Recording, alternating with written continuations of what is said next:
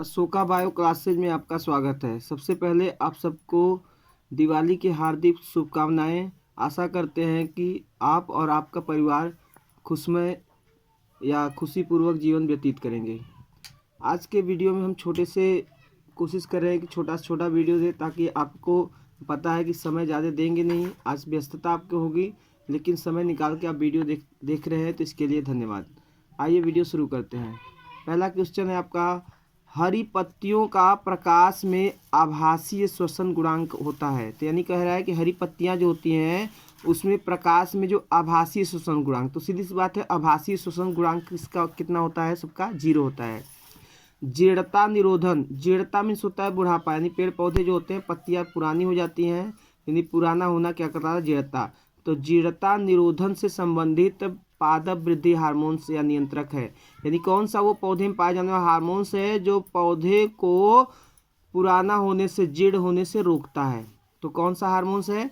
Gibberellin. Gibberellin hormones ऐसा पादप hormones है जो पौधे को वृद्धा मतलब कि पुराना होने से रोकता है। जीर्ण मीन्स होता है पुराना होना या वृद्ध होना।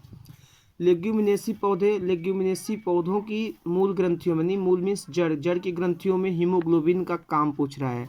यानी कि लेग्यूमिनेसी कुल के पौधे ऐसे पौधे होते हैं, इसको आप दाल वाली पौधे होते हैं, चना मटर अरहर सरसों अरहर, ये सब जो पौधे होते हैं लेग्यूमिनेसी कुल के पौधे हैं। तो इन पौधों की जो जड़ होती है, जड़ में ग्रंथियां होती है, ग्रंथियों में फिलहाल लेग हीमोग्लोबिन होता है। क्या होता है? Leg haemoglobin. तो उसका कह रहा है काम क्या होता है? तो लेग हीमोग्लोबिन का काम क्या होता है? ऑक्सीजन को रिमूव करना, वहां से ऑक्सीजन को हटाना। जैसे हम लोगों में हीमोग्लोबिन होता है तो ऑक्सीजन को ले जाता है और CO2 को ले आता है, वैसे ही जड़ों में लेग्यूमिनेसी पौधे की जड़ों में जो ग्रंथियां होती है उसमें लेग हीमोग्लोबिन होता है। लेग हीमोग्लोबिन के कारण काम क्या होता है? ऑक्सीजन को हटाना होता है, यानी ऑक्सीजन कैरी करना। पौधे की कोशिका में रस कुंचन के लिए प्रयुक्त नमक का घोल होता है। रस कुंचन माने जो पौधे की कोशिका होती है, सपोज ये पौधे की कोशिका हो गई, तो ये कोशिका हो गई पौधे की, तो सबसे बाहर होगा कोशिका भित्ति और कोशिका भित्ति के अंदर होगा कोशिका कला। तो ये कोशिका कला है। और आपको पता है कि इसको जब इस कोशिका को क्या करेंगे? किसी गाढ़े घोल में रखेंगे, किसी गाढ़े घोल में रखेंगे तो क्या होगा? इसका जो जल है निकल के बाहर जाएगा। तो कोशिका में से जल बाहर जाएगा तो कोशिका का जो अंदर का पार्ट्स होता है उसको जीव द्रव्य बोलते हैं, जीव द्रव्य सिकुड़ जाएगा। तो वही कह रहा है कि पौधे की कोशिका में रस कुंचन के लिए प्रयुक्त नमक का घोल, यानी कैसी नमक के घोल में हम कोशिका को रखें, पौधे की कोशिका को, उसका जीव द्रव्य सिकुड़ जाए। तो सीधी सी बात है इससे गाढ़ा होना चाहिए। तो गाढ़े घोल को क्या बोलते हैं? अति परासारी। अति परासारी जो होगा ऐसे घोल में रखेंगे तो उसकी क्या होगी? कोशिका कला सिकुड़ जाएगी, यानी ये जीव द्रव्य जो होगा पानी बाहर निकलेगा तो सिकुड़ जाएगा। सूर्य की हरी किरणों का अवशोषण होता है। चूंकि पता है कि सूर्य में 7 रंग होता है, बैनी आह पिनाला, तो उसी में कह रहा है कि बैनी आह पिनाला का मतलब बैगनी, नीला, आसमानी, हरा, पीला, नारंगी और लाल। तो कह रहा है हरी किरणें जो है इसमें से हरे रंग जो होते हैं उसका अवशोषण होता है। तो पौधे के किस भाग द्वारा अवशोषण होता है हरी किरणों का? तो हरी किरणों का अवशोषण होता है फाइकोइरिथ्रिन के द्वारा, फाइकोइरिथ्रिन के द्वारा अवशोषण होता है। अगला क्वेश्चन की बात करें हैं, अंकुरित बीजों में जल का अंतर्ग्रहण किस प्रकार होता है? अंकुरित यानी बीज जो जम रहा है तो उसके अंदर जल कैसे जाता है? जल जाएगा तभी जमेगा। जैसे चना को आप भिगोते हैं तो पानी रिस कर उसके अंदर जाता है, तब वो अंकुरित होता है। तो वही कह रहा है कि जो अंकुरित बीज है, जैसे हम मिट्टी में डालते हैं तो नमी को अवशोषित करेगा, तो नमी को अवशोषित करेगा तब अंकुरित होता है, जमता है। तो अंकुरित बीजों में जल का अंतर्ग्रहण किस प्रकार होता है? तो अंकुरित बीजों में जल का अंतर्ग्रहण जो होता है बेसिकली अंतःशोषण, अंतःशोषण के द्वारा होता है। अंतःशोषण मतलब सीधी सी बात है, जैसे लकड़ी है, लकड़ी को पानी में रखेंगे या नमी के संपर्क में रहेगा तो लकड़ी पानी को अवशोषित करता है और वो फूल जाता है, तो उसी क्रिया बोलते हैं अंतःशोषण। तो अंतःशोषण के द्वारा क्या होता है? बीजों के अंकुरण के समय जल का अवशोषण होता है, यानी जल जो होता है बीज के अंदर किस विधि से अंदर जाता है? अंतःशोषण के द्वारा। प्रकाश संश्लेषण में ETS, प्रकाश संश्लेषण के इलेक्ट्रॉन परिवहन तंत्र, इलेक्ट्रॉन ट्रांसपोर्ट सिस्टम, यानी प्रकाश संश्लेषण में ETS में हाइड्रोजन परिवाहक होता है, यानी हाइड्रोजन को ढोने वाला कौन है? तो प्लास्टोक्यूनॉन होता है। कौन होता है? प्लास्टोक्यूनॉन। अगला है पौधे में बीटा ऑक्सीकरण का उत्पाद है, यानी पौधे में जो बीटा ऑक्सीकरण बनता है उसका उत्पाद क्या है? तो इससे क्या बनता है? Acetyl coenzyme. एसिटिल कोएंजाइम जो होता है ये पौधे में बीटा ऑक्सीकरण का उत्पाद है। तो कौन उत्पाद है? Acetyl coenzyme. अगला क्वेश्चन है कि मूल ग्रंथियों में यानी कि पौधे की जड़ की ग्रंथियां, जिसको आप लेग्यूमिनेसी बोल रहे थे, दाल वाले पौधे, तो उसकी जड़ों की ग्रंथियों में नाइट्रोजन स्थिरीकरण के लिए एटीपी का स्रोत, यानी नाइट्रोजन जो स्थिरीकरण करता है तो उसके लिए ऊर्जा जो एटीपी प्राप्त होती है, कहाँ से प्राप्त होती है? तो ये किससे प्राप्त होती है? पायरुवेट से। किससे प्राप्त होती है? पायरुवेट से। अगला क्वेश्चन है अकार्बनिक तत्वों का पौधों में वृद्धि में योगदान बताया। यानी सबसे पहले किसने यह बताया कि पौधे के बढ़ने में अकार्बनिक पदार्थों का भी योगदान होता है? तो इसको किसने बताया था? नॉप ने इसे बताया था कि अकार्बनिक पदार्थ भी आवश्यक होते हैं पौधों के वृद्धि में।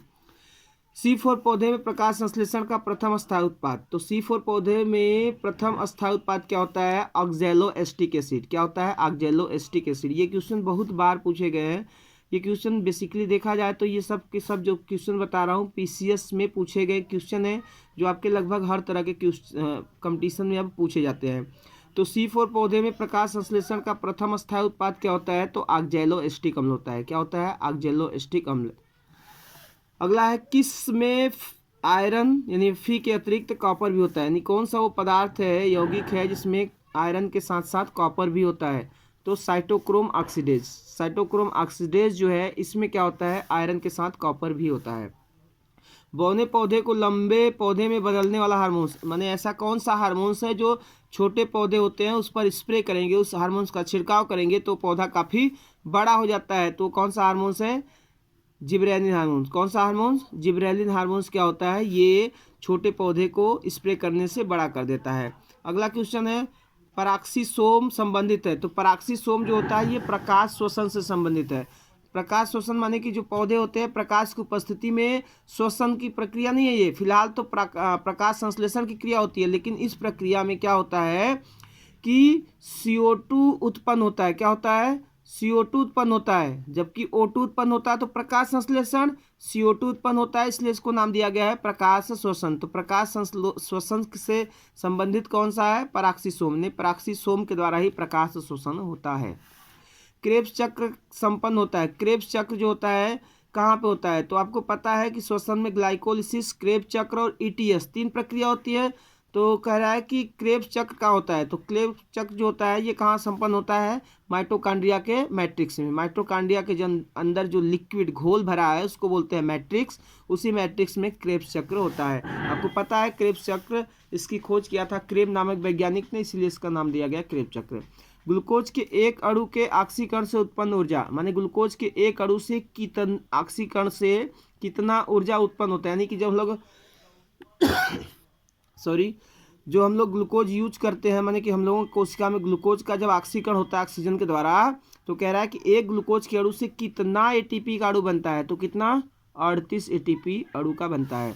प्रकाश संश्लेषण में कह रहा है कि इलेक्ट्रॉन परिवहन से संबंधित धातु, जो प्रकाश संश्लेषण है उसमें जो इलेक्ट्रॉन को ढोने वाला काम करता है वो कौन सा धातु है? तो प्रकाश संश्लेषण में इलेक्ट्रॉन को परिवहन यानी ढोने वाला धातु कौन सा है? आयरन, लोहा, Fe। भारतीय कीट रोग के विशेषज्ञ, यानी भारतीय वैज्ञानिक है जिन्होंने कीट रोग का खोज किया था। तो किसने खोज किया था? KC मेहता भारतीय कीट रोग के विशेषज्ञ हैं। अगला क्वेश्चन है कौन सा वर्णक लवक में नहीं पाया जाता है?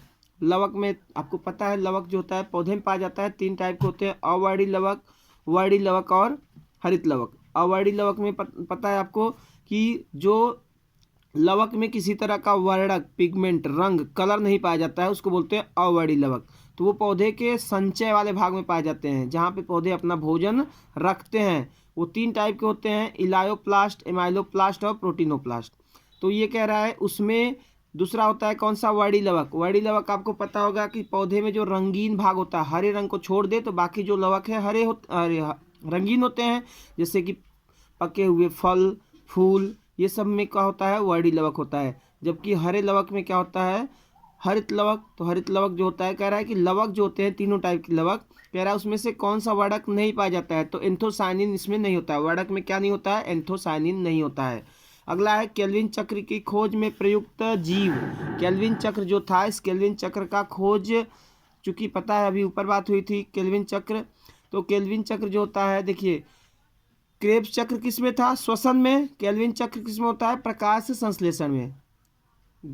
प्रकाश संश्लेषण में। एक होता है प्रकाश अभिक्रिया, एक प्रकाशहीन अभिक्रिया प्रकाश में। तो प्रकाशहीन अभिक्रिया ही क्या होती है, किसमें होता है, हरित लवक के स्ट्रोमा में। ग्रेना में होता है कौन सी, प्रकाश अभिक्रिया।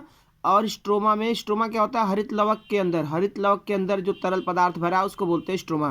तो स्ट्रोमा में केल्विन चक्र होता है। इस केल्विन चक्र की खोज कह रहा है कि केल्विन चक्र का जो खोज किया गया था वो किस जीव पर किया गया था, तो कौन सा जीव था, क्लोरेला। क्लोरेला पर इसका खोज किया गया था केल्विन चक्र का। नागफनी का श्वसन गुणांक, देखिए नागफनी का श्वसन गुणांक शून्य होता है। क्यों, क्योंकि नागफनी में जो होता है CO2 नहीं उत्पन्न होता है, श्वसन के दौरान CO2 नहीं उत्पन्न होता है। और आपको पता है श्वसन गुणांक क्या होता है, जो आपका ऑक्सीजन और CO2 के अनुपात को बोलते हैं। तो CO2 उत्पन्न नहीं होता है तो श्वसन गुणांक क्या होता है, 0 हो जाता है। मैलिक अम्ल का श्वसन गुणांक, तो देखिए ये मैलिक अम्ल है, इसका श्वसन गुणांक 4 होता है। बाकी आपको पता है कि प्रोटीन का 1 से कम होता है, कार्बोहाइड्रेट का 1 होता है। रिप्रेसर प्रोटीन बनता है, रिप्रेसर प्रोटीन यानी दमनकारी प्रोटीन कह रहा है, दमनकारी प्रोटीन बनता है। तो दमनकारी प्रोटीन कौन बनाता है, तो रेगुलेटरी जीन। कौन सा, रेगुलेटरी जीन। आपको पता होगा कि जीन अभिव्यक्ति के नियमन में लैक ओपेरान मॉडल दिया था। लैक ओपेरान मॉडल किसने दिया था, जैकब और मोनड ने। जैकब और मोनड ने लैक ओपेरान मॉडल दिया था। इसी मॉडल में बताया गया है कि रिप्रेसर जीन, दमनकारी प्रोटीन जो होता है, रिप्रेसर प्रोटीन कौन बनाता है, तो रेगुलेटरी जीन बनाता है। प्रकाशानुवर्तन से संबंधित पदार्थ या हार्मोन्स है, पौधे में पाए जाने वाला हार्मोन्स। तो देखिए प्रकाशानुवर्तन से मतलब ये है प्रकाश की ओर गति करने वाला। तो प्रकाश की ओर पौधे का कौन सा भाग जाता है, तना। तना जो होता है हमेशा प्रकाश की ओर जाता है, तो उस गति को बोलते हैं प्रकाशानुवर्तन। तो प्रकाशानुवर्तन से संबंधित कौन सा हार्मोन है, तो ऑक्सिन। ऑक्सिन हार्मोन क्या है, प्रकाशानुवर्तन से संबंधित। यानी इस हार्मोन के कारण पौधे जो होते हैं दबे रहते हैं, तब भी अंधेरे से किधर की ओर जाते हैं, प्रकाश की ओर जाते हैं। तो इस गति को बोलते हैं प्रकाशानुवर्तन। कौन से हार्मोन के कारण होता है, ऑक्सिन हार्मोन के कारण होता है। कह रहा है कि भंडारण में आलू के अंकुरण का कारण, माने जो स्टोर करते हैं तो आलू जमता है, तो वो किस हार्मोन के कारण जमता है, तो जिब्रेलिन, जिब्रेलिन हार्मोन के कारण जमता है। तो वीडियो को देखने के लिए धन्यवाद। ज़्यादा से ज़्यादा शेयर, लाइक और सब्सक्राइब कीजिए।